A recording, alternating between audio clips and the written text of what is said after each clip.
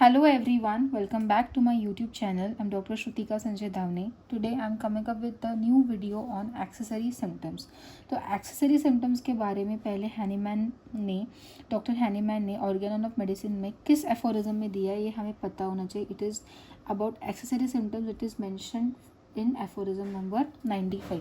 तो पहले accessory symptoms होते क्या है. एक्सेसरी सिम्टम्स की डेफिनेशन पहले हम समझ लेते हैं कि accessory symptoms are those symptoms that the patient is suffering for a long time but forgets to mention to the physician during case taking. क्या है? patient suffering from symptoms since long time but forgets to mention to the physician. तो accessory symptoms are of two types. Accessory symptoms दो प्रकार के होते हैं. Accessory symptoms can be accessory symptoms of disease and accessory symptoms of the medicines. तो accessory symptoms of disease के बारे में it is given in aphorism number 95 कि क्या होता है कि पेशेंट बहुत सारे सिम्टम्स क्रॉनिक डिसीज़ के साथ उसको तकलीफ़ रहती है, बहुत सारे सिम्टम्स रहते हैं. तो उसमें क्या होता है कि पेशेंट जो माइनर सिम्टम्स है वो भूल जाता है क्योंकि उसको लगता है कि वो उसका डेली रूटीन में है. तो वो फिजिशियन को उतने ही सिम्टम्स बताएगा जितना कि उसको जिस सिम्टम्स से उसको ज़्यादा तकलीफ़ हो रही है. तो बाकी के सिम्टम्स पेशेंट भूल जाता है. जो पेशेंट सिम्टम्स भूल जाता है और सोचता है कि नहीं ये सिम्टम्स तो नॉर्मल है, may be those that is there in me, तो वो symptoms are accessory symptoms. So for I will give you an example of accessory symptoms कि if the patient is going to washroom for 4 times in a day, तो he feels that he is habituated to it. और वो ये बताना ज़रूरी नहीं समझता symptom कि सुबह उठते ही मेरे को 4 बार जाने के बाद ही सेटिस्फैक्ट्री फीलिंग आती है स्टूल्स में. ये नहीं बताता है वो क्योंकि वो he feels that that is a normal adaptation of his life to that disease. और one more example is कि patient gets up for washroom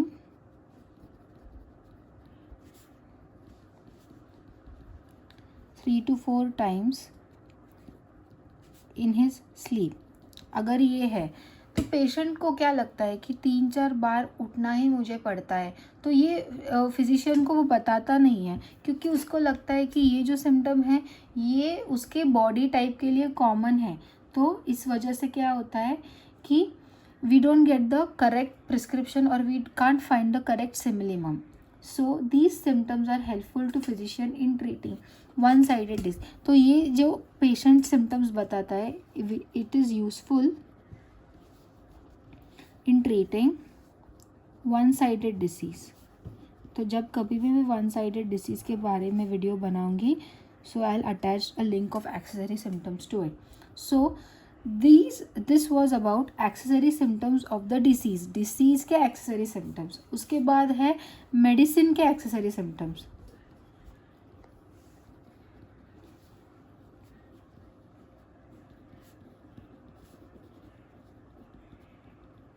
accessory symptoms of medicine के बारे में ऑर्गेनोन में कहाँ पे मेंशन किया है हैनीमैन ने. It is mention in aphorism number 163, 167, 180 and 181. ये हमें पता होना चाहिए.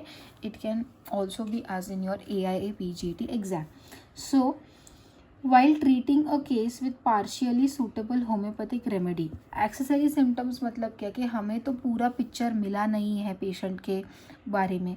तो जो भी सिम्टम्स हमको पेशेंट बताता है उसके ऊपर हम टोटलिटी फॉर्म करेंगे और रेमेडी देंगे. ऑब्वियसली हमें ये एक्सेसरी सिम्टम्स के बारे में उसने बताया नहीं है, इसीलिए जो भी मेडिसिन हम देंगे आफ्टर फॉर्मिंग द टोटलिटी वो कौन सी मेडिसिन वो कौन सी रहेगी कि पार्शियली इंडिकेटेड रहेगी.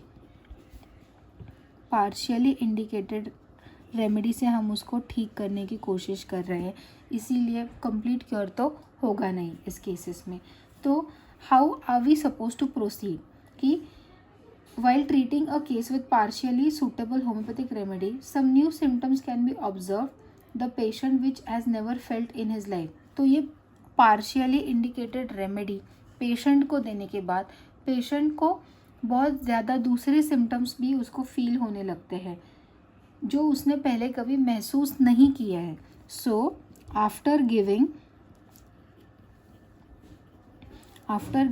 अ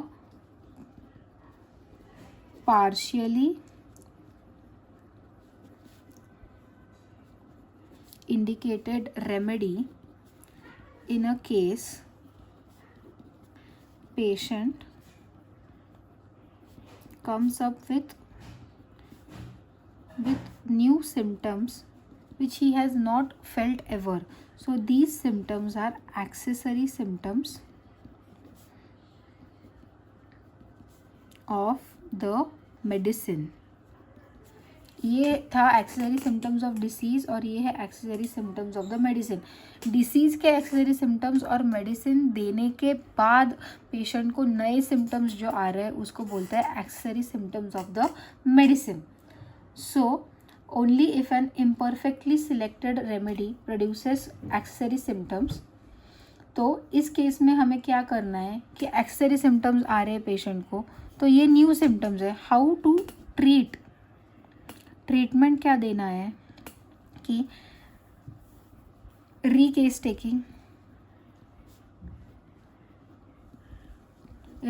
टेकिंग के बाद फॉर्म न्यू टोटलिटी। तो हम वो न्यू टोटलिटी में क्या क्या कंसिडर करेंगे, new symptoms, new accessory symptoms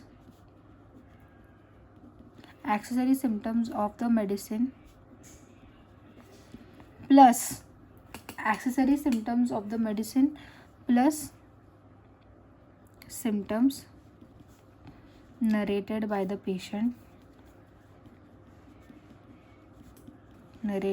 patient previously।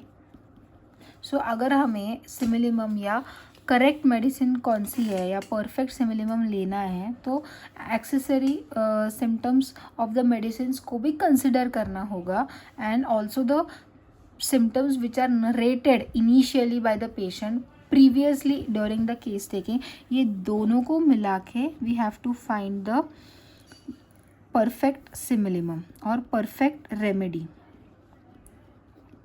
सो ये था एक्सेसरी सिम्टम्स। एक्सेसरी सिम्टम्स कौन से सिम्टम्स है जो पेशेंट भूल जाता है बताने के लिए ड्यूरिंग द केस टेकिंग। तो these are the accessory symptoms of the disease. और accessory symptoms of the medicine क्या है, जो पेशेंट को मेडिसिन पार्शियली इंडिकेटेड मेडिसिन देने के बाद जो सिम्टम्स आते हैं पेशेंट को, तो वो होता है accessory symptoms of the medicine. तो if you want to treat the patient in true sense homoeopathically, वापस केस लीजिए, वापस टोटलिटी बनाइए, accessory symptoms of the medicine भी कंसिडर कीजिए and the symptoms which are narrated with the patient earlier and give the perfect similimum. So I hope you find this video useful.